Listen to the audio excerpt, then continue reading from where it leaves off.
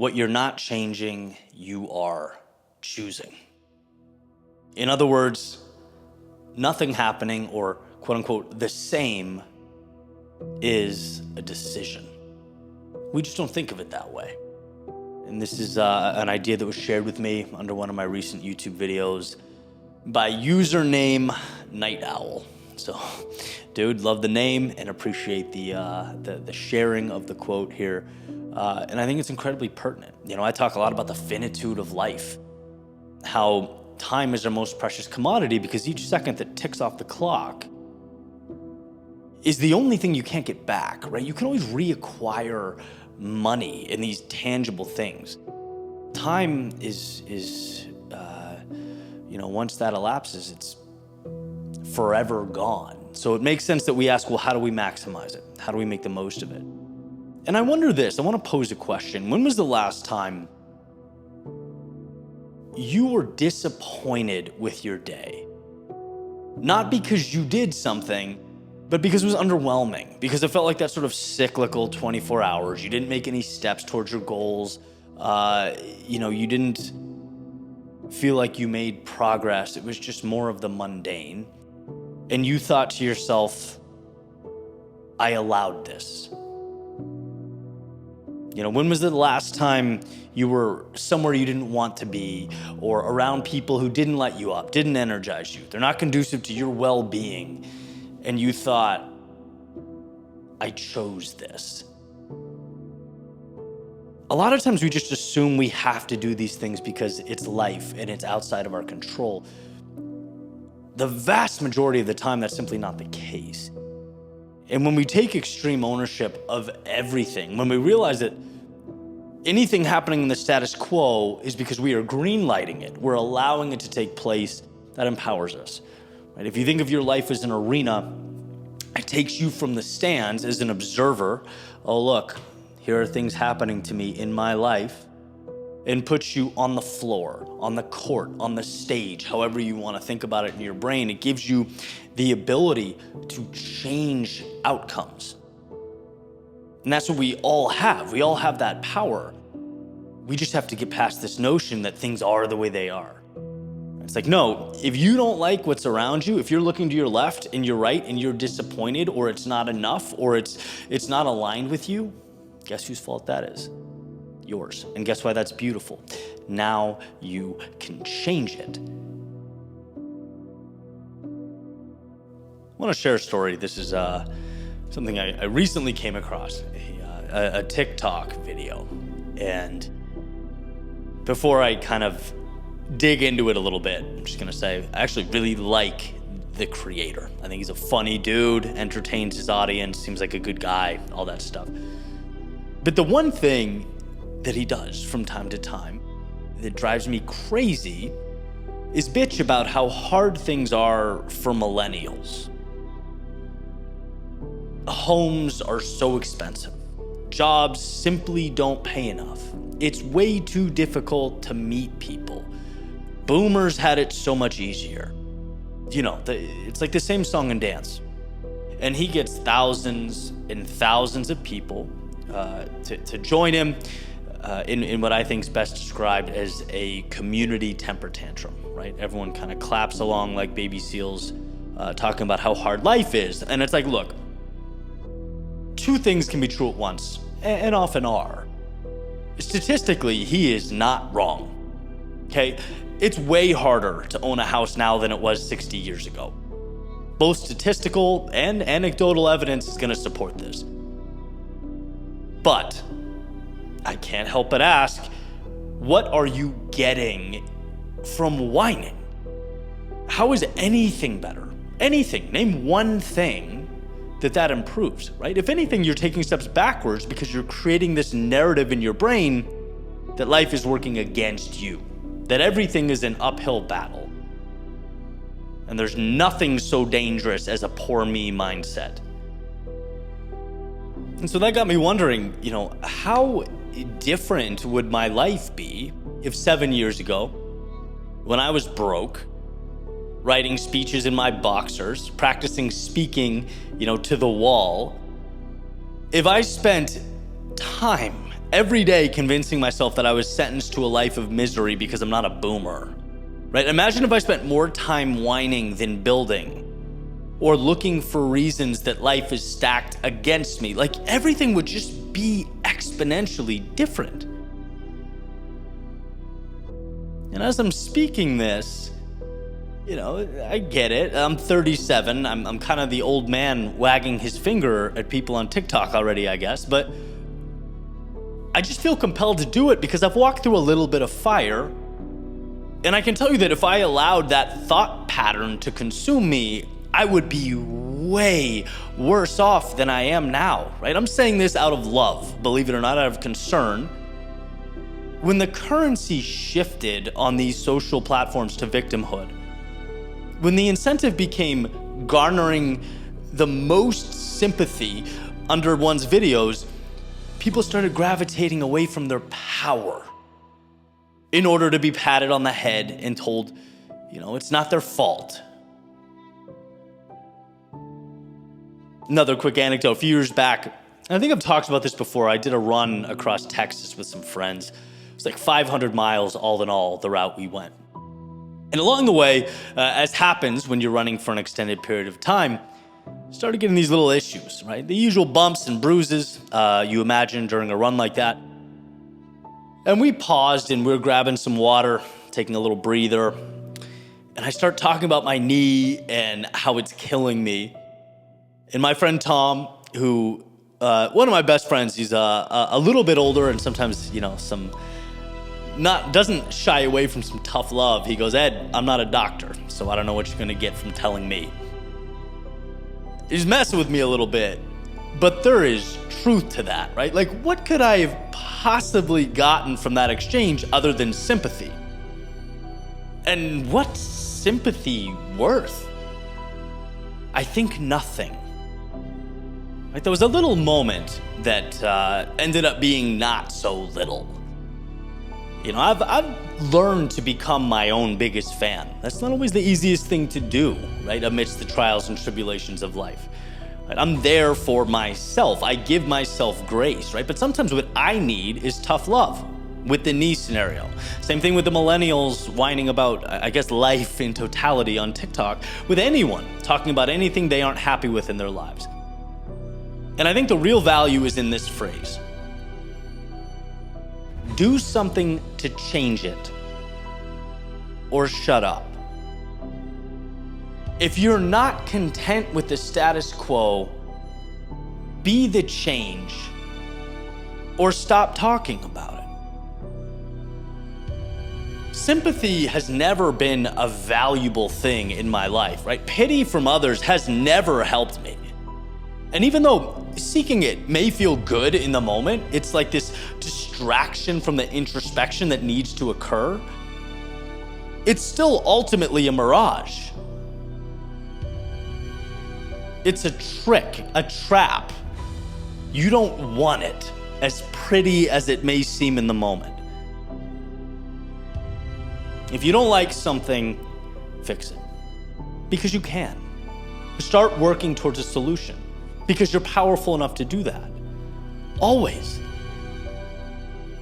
And so when you've noticed time go by and there's that reoccurrence of that which is, again, not conducive to your happiness or well-being, when you feel that temptation to seek validation and pity for your experience, please let this be a reminder. Your strength is not in garnering sympathy, it's in fixing it. It's in changing your life. It's in pivoting and adjusting. You are a fixer, a doer. You are a maker of worlds. Not someone who bows their head and concedes to their current reality. And so, I'll end again with a little refresher on my pal Night Owl's quote. What you are not changing, you are choosing. You are choosing it when you're upset. You're choosing it when you vent and complain. You're choosing it when you throw your arms in the air and proclaim it's all out of your hands. It's all a choice. And the good news, the message, the takeaway, the saving grace is you were given the power to script your own narrative and write your own story. Don't waste that. Don't let that slip away. Choose not to accept the now, but rather to create the ideal.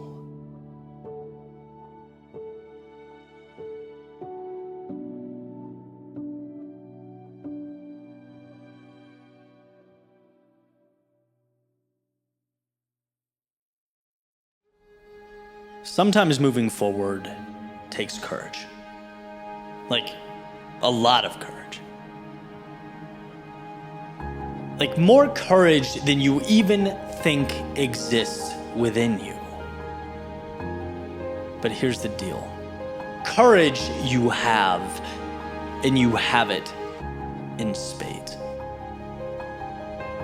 I was recently, after a long networking event, having dinner with my friends Solara and Eli, and both incredibly kind, generous, successful people.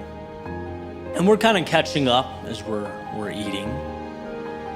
And suddenly from across the table, Eli says, "Eddie, I feel called to share this story with you."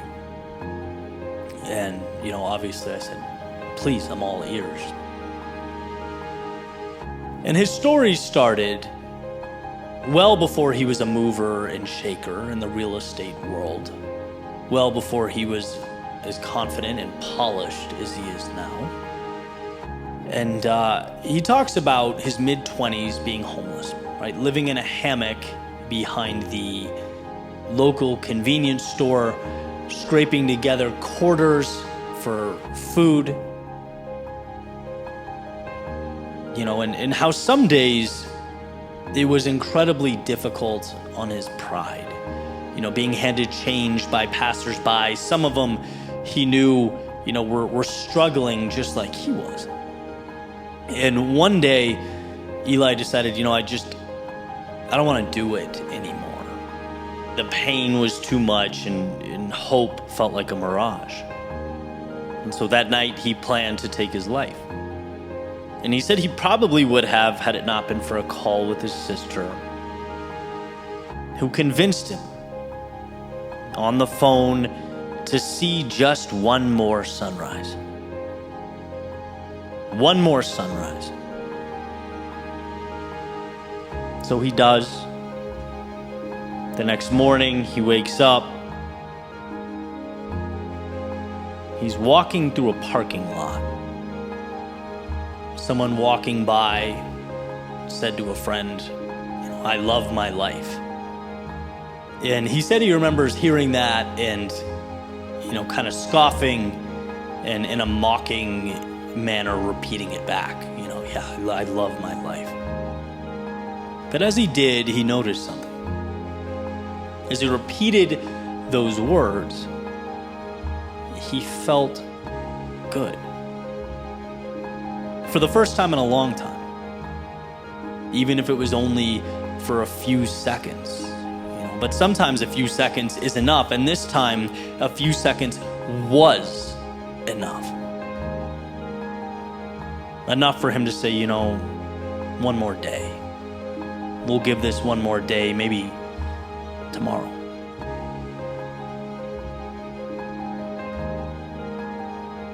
And tomorrow, as the sun came up, turned into one more day, which turned into another day, which turned into weeks, months, and years where he exists today, not only incredibly successful, but a sharer of the message. He had a sign made that said, "I love my life," as a reminder to himself and to help others in the same spot.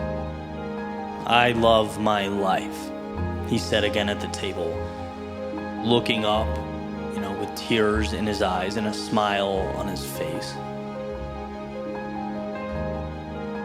See, when you're in those moments, and trust me, I know how dark they can be, it feels like life is asking you to do more than you can, to pull a rabbit out of a hat or create some unheard of larger than life solution.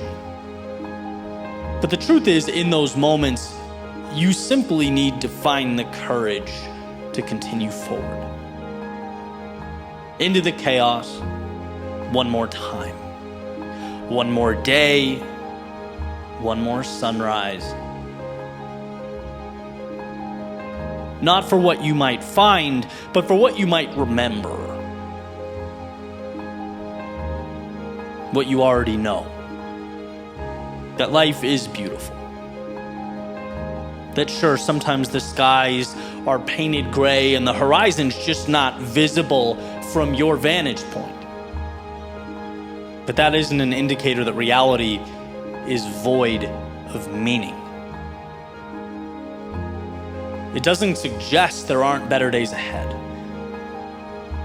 No, it means you have to put your head down and keep walking. Right into the storm. Right through the chaos.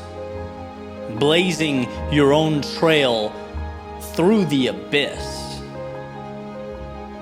Like you own it, right? And you won't know why. It'll feel stupid. At times, yeah, you'll feel alone and helpless. Life will feel desolate. But here's the thing, you can. You are equipped with the courage to count those sunrises. You're armed with the strength to simply walk into the night. Because here's what will happen. There's going to be a point where the rain stops and the sky's clear, where everything opens up. The path will make sense and you'll trust more than ever to walk it. You'll have earned that confidence. You'll have seen firsthand that you are capable of moving mountains. Not by performing miracles, but by placing one foot in front of the other. Sometimes it's that simple. Not easy, but simple. I love my life. Say it. Even when you've forgotten, even when you can't remember why. I love my life. Say it when hope is lost, when the path is unclear, when you look around and wonder if there's anything even worth pursuing. Say it. Because it will take your hand and lead you forward. That's your Super Bowl. Not a miracle, but that step forward. One more sunrise. And if you can do it now, when the walls feel like they're caving in, when the sky feels like it's crashing down, if you find the courage in this moment, you'll begin that journey into the depths of your soul. The ride to what's ahead. The better days assembled just beyond the confines of the present moment. Often courage is required of us when it's most difficult to reach in and find it. But it's there. So take it. Allow yourself to be that person you were meant to be. I love my life.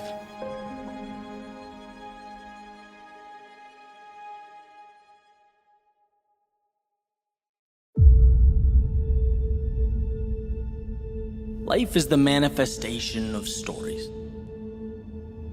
Stories we tell ourselves about the world and our place within it. Rules that we've constructed and we respect, we adhere to. They dictate the outcomes we get. They become our reality. Because to establish a parameter means at some point there's a line that we don't cross, right? And there are obvious lines that we point to and we say no thanks. For example, our values, right? I won't do X because, well, it will hurt someone I love. Or legal parameters. I won't do Y because I know the repercussions are too much. It's not in my self-interest. And these are obvious. These are talked about. We're aware of these stopping points. But I want to talk about a different set of rules. The stories we're writing without realizing we're doing it. How we think we're running a sprint, but have no idea that there's heavy weight on our shoulders holding us down, and you can't take that weight off if you don't know it's there. And this all came to me a few months ago. I was in LA for the weekend, having lunch with some incredible entrepreneurs. They've done some amazing things. And one of them sold a dating app for hundreds of millions of dollars, another one a healthcare company, another one had a very successful food distributing business, and I'm sitting there kind of blown away. And my priority was to listen, not run my mouth or fabricate or impress, but to simply observe what creates this type of result. I was listening to Alex Mayer, who created Zeus, talk about his upbringing. Right? He came to the US as an immigrant from Iran and worked his way up from nothing. It's not like these folks were given the world, they took it. And it took me about 3 minutes to find a commonality in their worldview. To me, it couldn't be more evident. It was impossible to miss. They don't look at life how I do, or at least how I did. See, the story I told revolved around my parameters. Sure, I had moments of boldness, I pushed myself, I worked hard, but I looked at life in terms of what it would allow. Here's how things are. Okay, how can I stretch that? But that's like repainting or adding on to a house that was already built, right? There's only so much flexibility, so much you can do with that. But these guys are going around the table talking like little kids on Christmas, right? Talking about life like it's a game. Talking about opportunity like it's an apple waiting to be picked from a tree right outside. There was no, what will the world allow? It was with a smile, anticipation, and self-belief, what can I make? And Alex, who I mentioned earlier, sold Zeus, right? Created Mentorbox, and he loves beef. Eats it all the time, right? And so it's become his next entrepreneurial venture, a healthy beef stick company. And every thought seems to revolve around that. How can he take something he loves and share it with the world? His imagination is now driving his thought process, which drives his action. Not parameters, not someone else's reality, but possibility. See, I left the table with this feeling I've never really had before. It's like someone tapped me on the shoulder and reminded me of the freedom contained in every single step. And not flexibility, but freedom. Like a weight had been lifted off of my shoulders. Who cares if you mess up? Who cares if you lose? Who cares? That's part of this game we're playing. A game where reality isn't an obligation to be lived, it's an opportunity to be explored. It's not about what you don't have. It's being grateful for everything that brought you to right now. Because right now is a perpetual launching pad. You know, growth is learning. And that afternoon, I learned to take life way less seriously. To enjoy it. To let imagination drive every step. Because the difference is some of us build because we don't want to lose. We don't want to succumb to fear and not meeting our potential, right? We fear being inadequate, falling short. We see obstacles. Some of us, we build to capture the beauty, the excitement. That makes the difference. And look, I'm not presenting you empirical data. I don't have all the answers, but I'm willing to bet that years from now, looking back, that simple understanding will have played a substantial role in whatever comes next. The rules changed, and so did the path.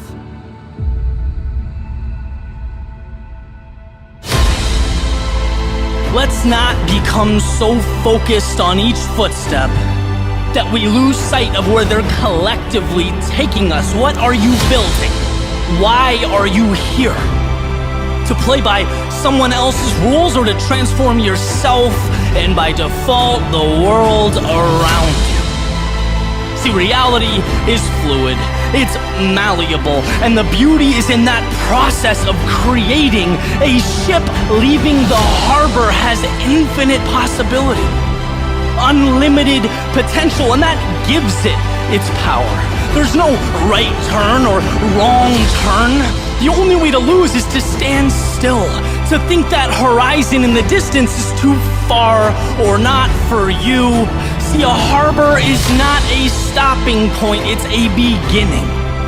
So take control over that world, push it, test it, see what it has to offer, throw your interests and your curiosities against the wall, see what sticks, see what ignites your soul, test the universe, because life, it rewards the bold, those courageous enough to step outside their front door and not follow, but design.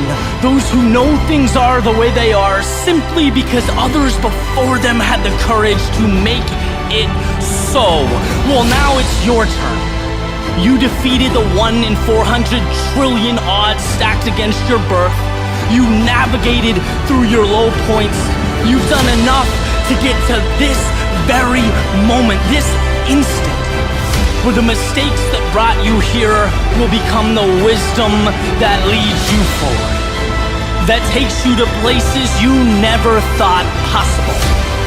And where exactly that is entirely up to you. But like I said, upstairs has been an amazing trip. So last day, and gonna make it count.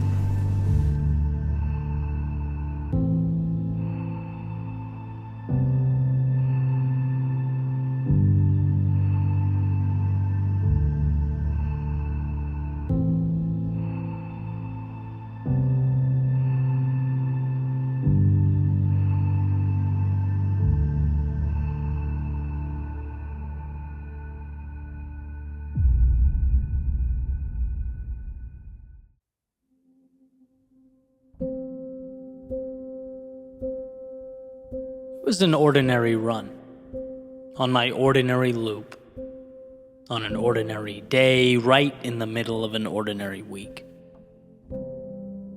I rounded the last corner that I'd encounter before finally returning back to the street that I lived on. Beautiful sunny afternoon. I remember the sun bouncing off my skin, the sweat dripping down my face. I was looking ahead, but not really at anything, more so lost in my thoughts.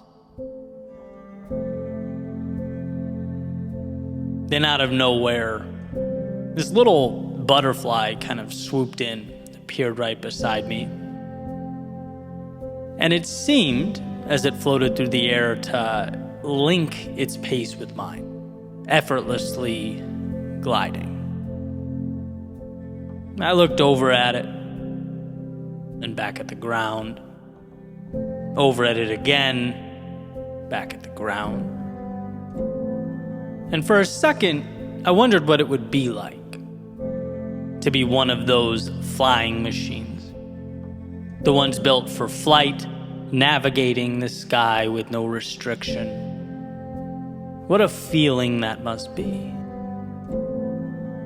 And as I looked over for a third time, it had slipped back into whatever types of things are important to a butterfly on a warm June day, but realized, as I carried forward, alone again, that for a few seconds we were side by side, it in the air and me on the ground.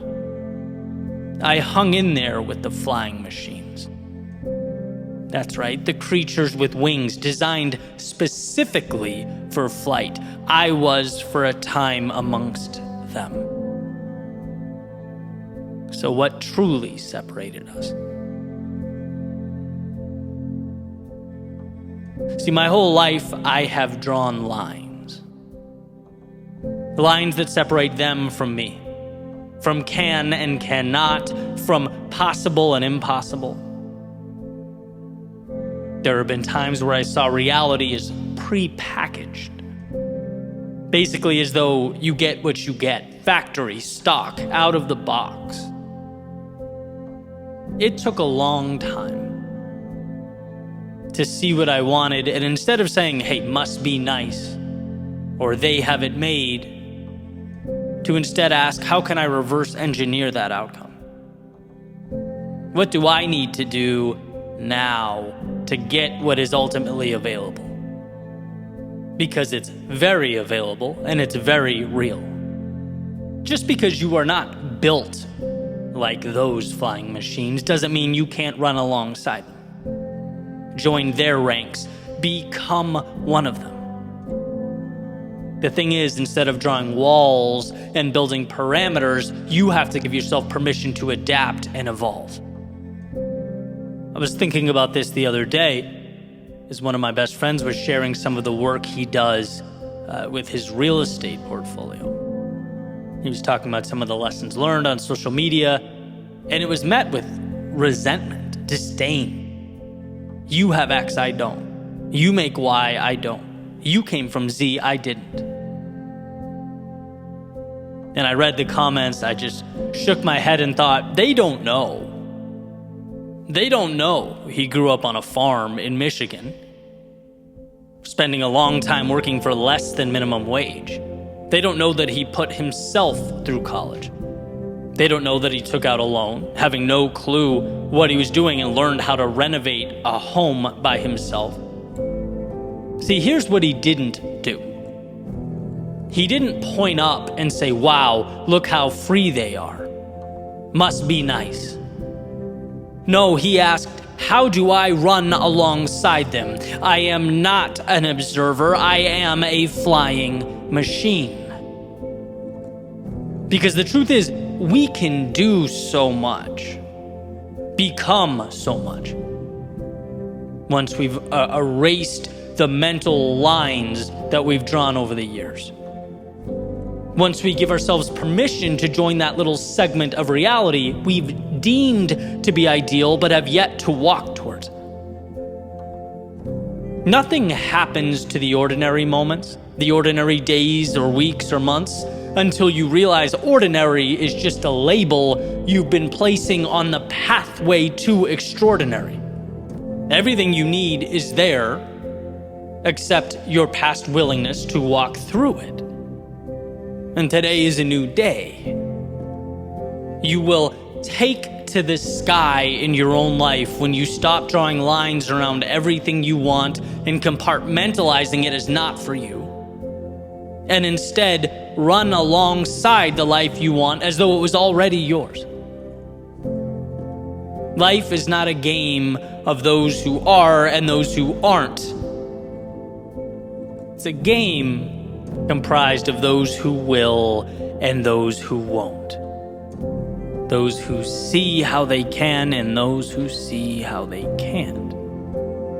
You can wish, hope, and watch time fly by, or you can join the ranks of the flying machines that leave all that behind and take to the sky.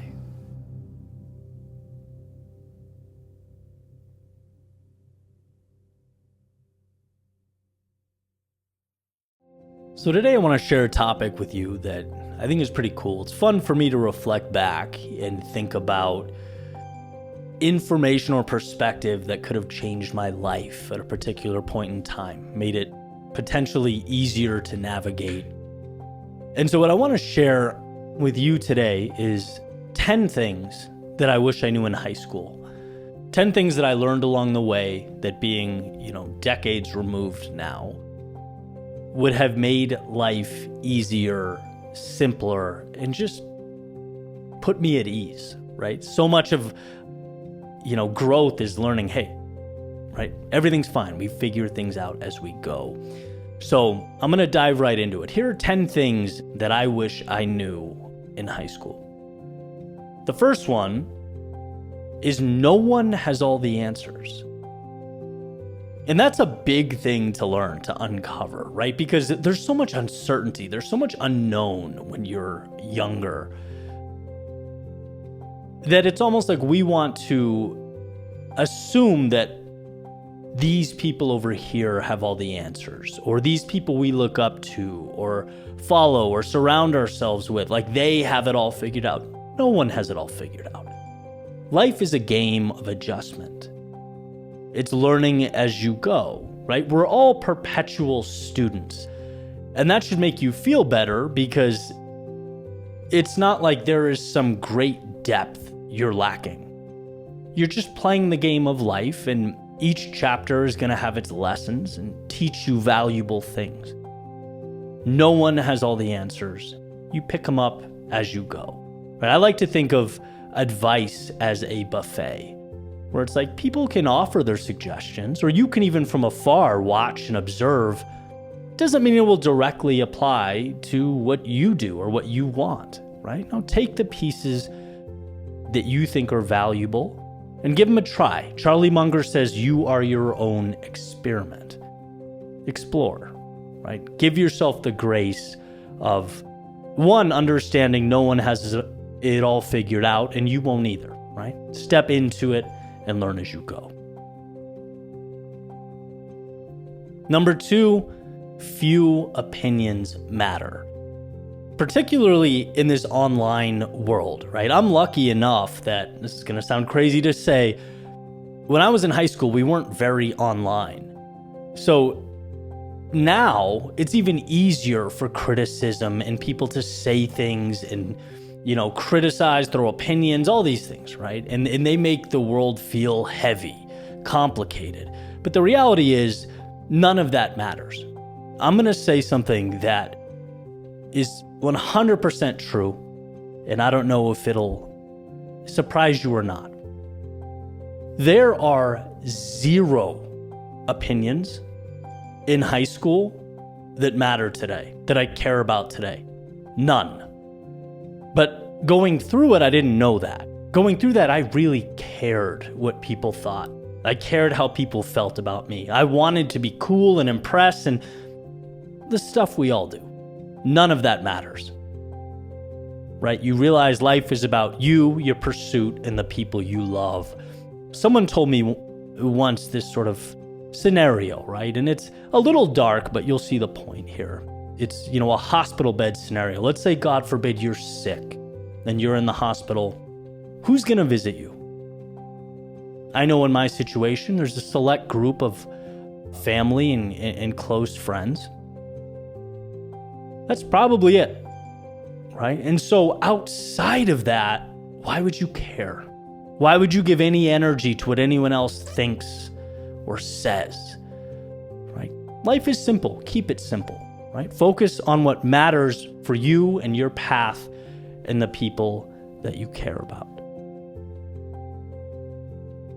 Number 3, fear is an invitation. This is a big one. This one took me into my mid-20s to fully understand the things that scare you push you to be better, right? I used to think when I was scared or my body physically, rebelled against me doing something that, okay, then that's a no-go. We'll find something a little easier, a little bit more, conducive to what feels right in the moment. But the reality is, nothing of value comes without fear. Growth does not come without fear. Change is innately scary. And we all want to change, right? We all want to be that sort of best version of ourselves. We're always perpetually recreating ourselves. And so understanding, being able to flip that switch when you're scared to do something, it's not an alarm. It doesn't mean stop. A lot of the times it's a pat on the back. It's an invitation. I often cite, my first YouTube video, changed my life. If you think I wasn't terrified to be vulnerable on camera, you're crazy. I was 100% worried about what people would think or how it would go, and you name it, right? Speaking in front of a large audience. Hands were shaking. Knees were shaking. I was playing through different scenarios of even how to not do it. That's how internally terrified I was. But I did it. And it changed my life, put me on track for, just a trajectory I couldn't have even imagined. And so you get the idea. Long story short, when it scares you, it's not a no. It's often a yes and an invitation to step into that better version of yourself. Number 4, start now and adjust. One of the biggest myths we run into is perfection. We need to be perfect. We need to have it all figured out, right? Perfect is just another variation of fear in disguise. If you wait for perfect, and I could point to a lot of people who do, you'll wait forever. And those people are still waiting forever for everything to be right, everything to be aligned. I'm gonna go when. I'm gonna start if. As soon as the moment's perfect, I'm going to. No, that doesn't exist. You start today, now, in this moment, and you adjust and you evolve and you pick up the pieces along the way. Then, as time passes, you look over your shoulder and you go, wow, look how far I've come. I don't even recognize the person I am now. Don't wait for perfect. Go now. Number 5, this is a fun one. Life is a game.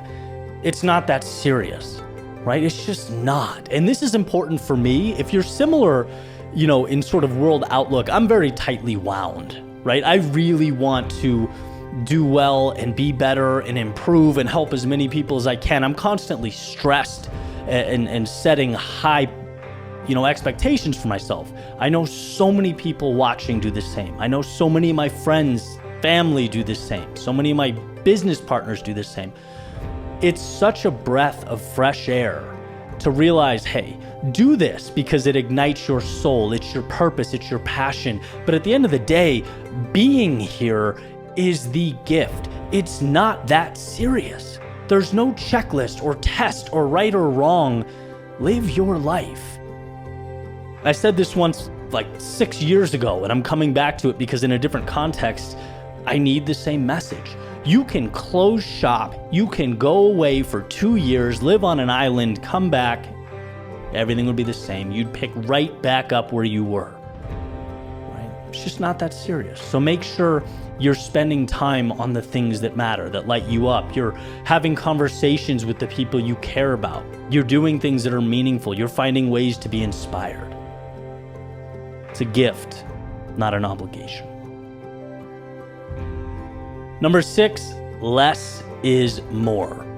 I scream this book from the mountaintops, Greg McKeown, Essentialism. I used to think growth was acquiring. What can I get? What can I add? What can I build? Sometimes. But most of the time, freedom is cutting away. It's us carrying around too much. And so when we can free ourselves of the things that are unnecessary, there's a level of just beauty in simplicity that is otherwise unobtainable. It's the pursuit of less. Identify the things that matter most and start cutting away those things that aren't that. Identify where you want to go and anything that's not taking you there, right? If it's not one of the most important things, the pillars in your life, feel good letting it go, letting that ship sail. It's been attributed to everybody, right? That quote, simplicity is the ultimate sophistication. I don't know who really coined it, but it's everything. There's beauty in simplicity, power in simplicity, and freedom in simplicity. Number 7, we unknowingly limit ourselves all the time. It's instinct. We want to make things simple. We like stability. We like routine. But here's what you have to remember. Your potential is limitless. It does not end. Your growth stops when you stop, when you put a stake in the ground and say, okay, I'm done. Otherwise, you will continue to grow and evolve, right? So you have to remember that. You limit yourself. It's funny to think about, like running. I'm a big runner and I tie a lot of, my life experiences to running. It's like if I run 10 miles and I'm running at let's say a 7:50 pace, who says it couldn't have been a 7:49? Right? There's always that little space for more, and sometimes that doesn't matter. Sometimes it does, right? There's always more to reach out and grab. So just know that you're always dancing with the infinite. There's always more available for you should you choose to pursue it.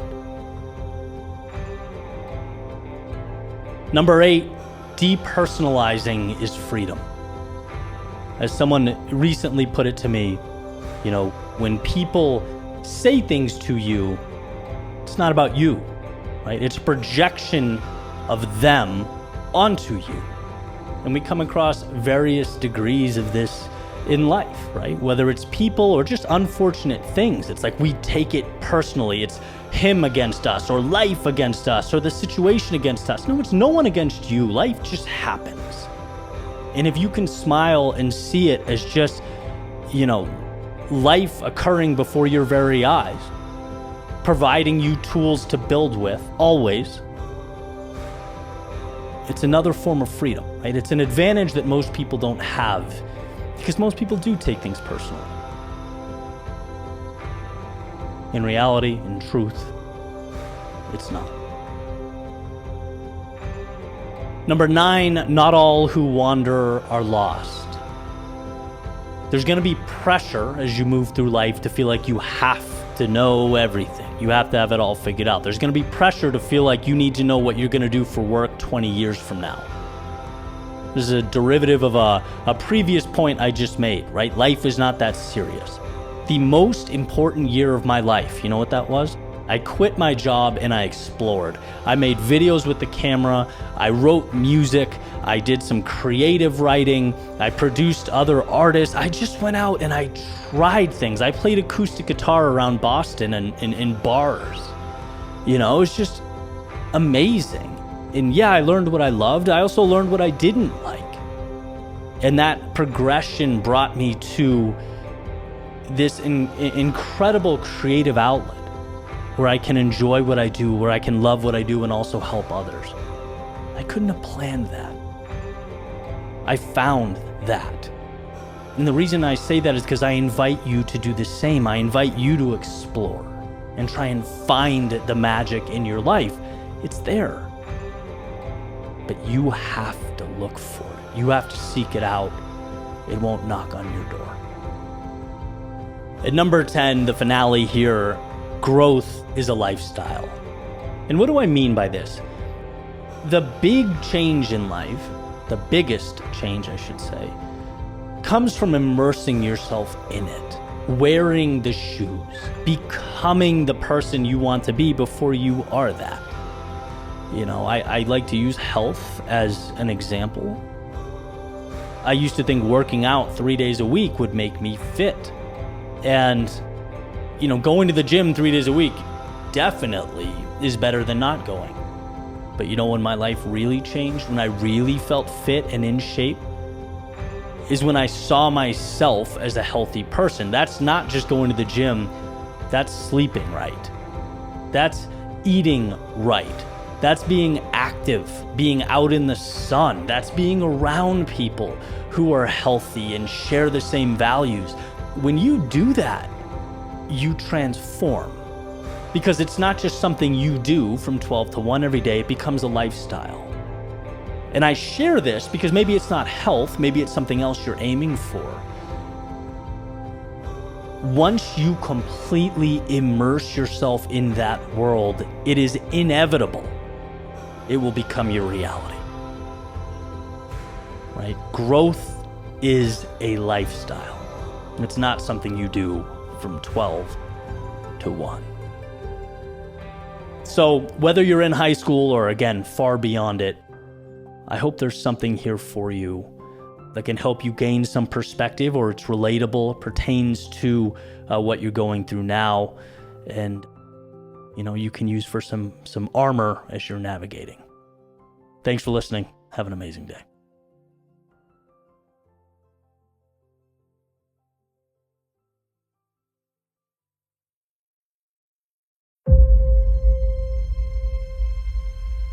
Reality is the existence of two entities.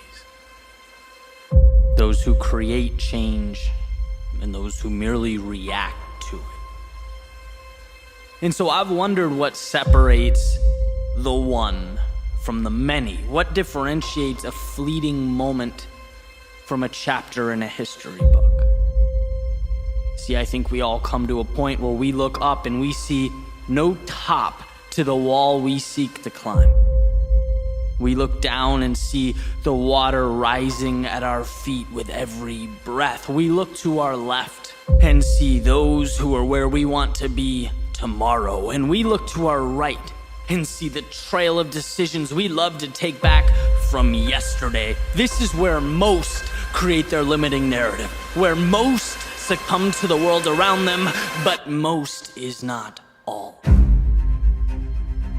And every soul eventually comes to find that it was shaped not by sunny days or easy roads, but by walking to the edge of the only world it's ever known and daring to risk the normalcy to which it's accustomed. Because our appearance in the light is the manifestation of what we do in the shadows when we're alone, fighting the little battles. Greatness isn't just a different level of results. It's a whole new set of rules. And the monumental task in front of you is the culmination of a battle that's already been fought thousands and thousands of times. It's been won or lost over and over again. Every time you decide to stand apart instead of follow the crowd, decide to flourish instead of just survive, decide to lead instead of follow, build instead of conform, when you endure, it's because you've decided that you are different, not in that moment, but every single day leading up to that point. This is not a reinvention, it's living out who you already chose to be. So the wall is high, you will climb because it's what you do. So the water rises, you will swim because it's who you are. So the people to your left have succeeded, there is always room at the top, and you will claim yours. So you failed in the past, good, because falling then means you endure now, and so you will. There's a quote attributed to Heraclitus on the realities of soldiers in battle. He says, look, out of every 100 men, 10 shouldn't even be there. 80 are just targets. 9 are the real fighters, and we are lucky to have them, for they make the battle. But the one is a warrior. And he will bring the others back.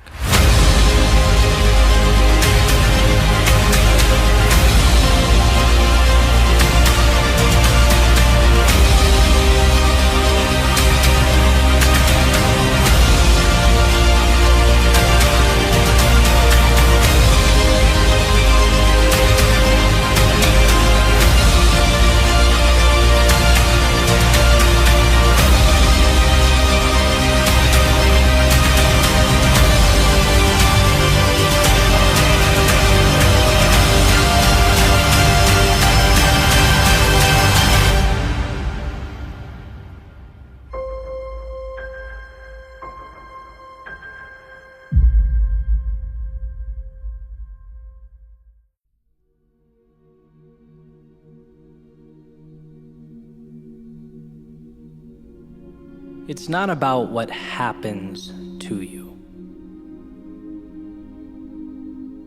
No one escapes adversity. No one lives free of discomfort or misfortune or struggle. No, it will always be about what you do with what happens to you. In other words, it's not the event, it's the response. Not the obstacle, but the ability to navigate around it. Not the wave, but the ability to ride its momentum to something greater. It is not what happens to you, it is what you do about what happens to you. The famous Roman emperor and Stoic philosopher Marcus Aurelius said, "You have power over your mind, not outside events. Realize this, and you will find strength." And I think this realization comes down to the fact that there is always a way. Buried underneath it all, something powerful to leverage. But getting to the value calls for a rewiring. A change in the questions that we ask. Not how could this happen to me?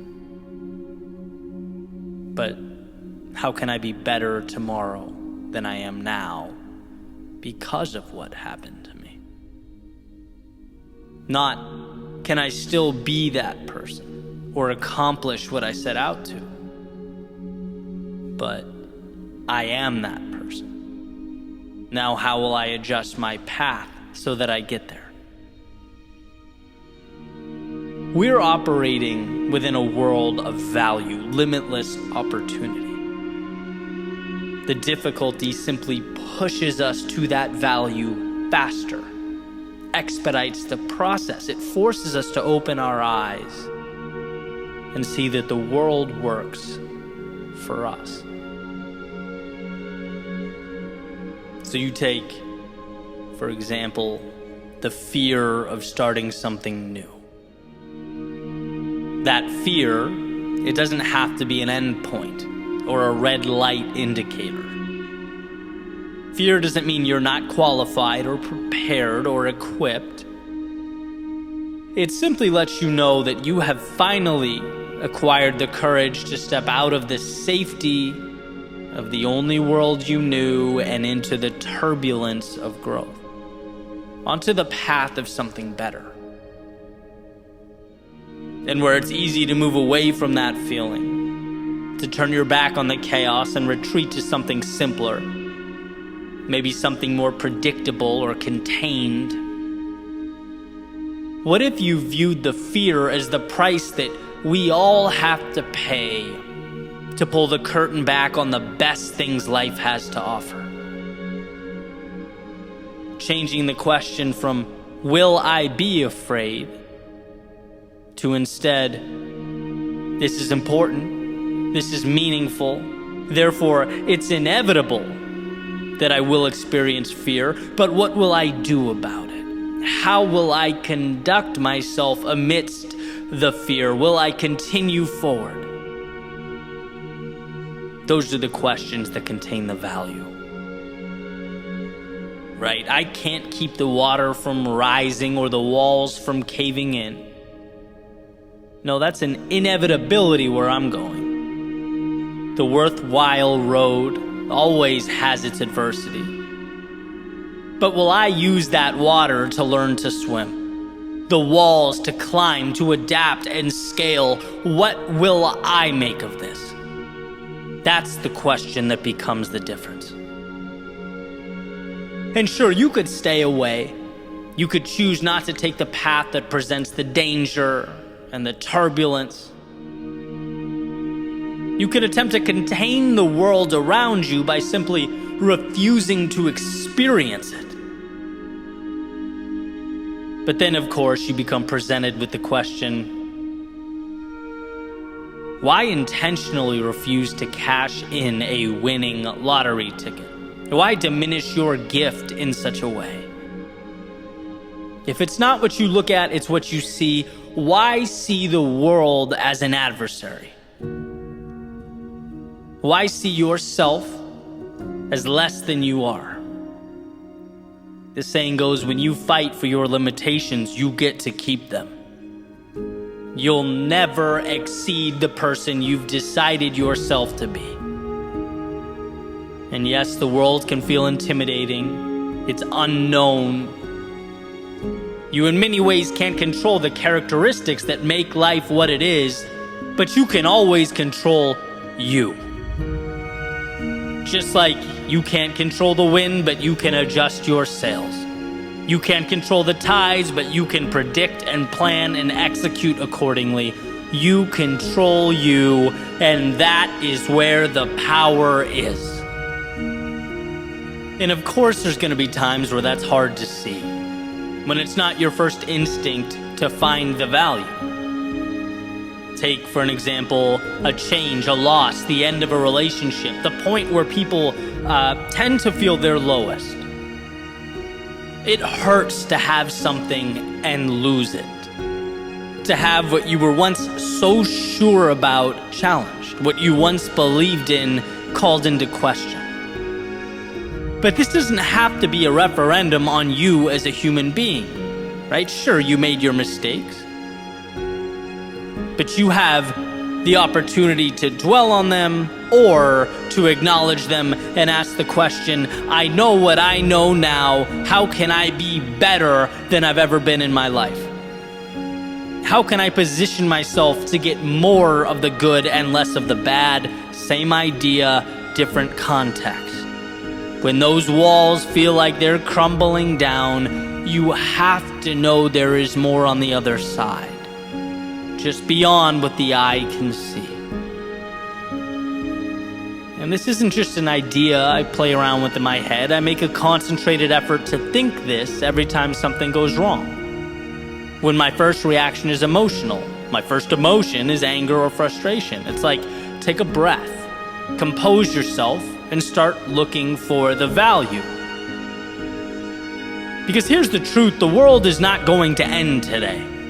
There's going to be a time down the road when I look over my shoulder and right now is a distant memory. What will I have done with it? And it's the times that might have broken you that contain the greatest transformation.